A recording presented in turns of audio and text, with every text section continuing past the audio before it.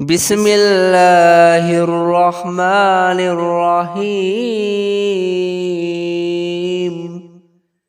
شروع کرتا ہوں اللہ کے نام سے جو بڑا مہربان نہایت رحم والا ہے۔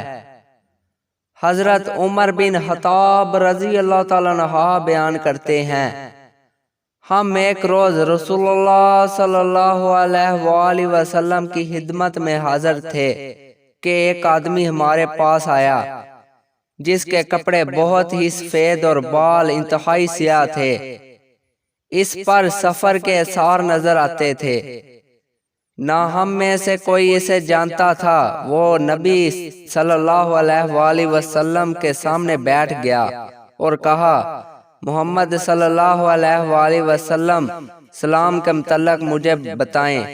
آپ صلی اللہ علیہ وآلہ وسلم نے فرمایا، سلام یہ ہے کہ تم گواہی دو کہ اللہ کے سوا کوئی معبود برحق نہیں، اور یہ کہ محمد صلی اللہ علیہ وآلہ وسلم اللہ تعالیٰ کے رسول ہیں۔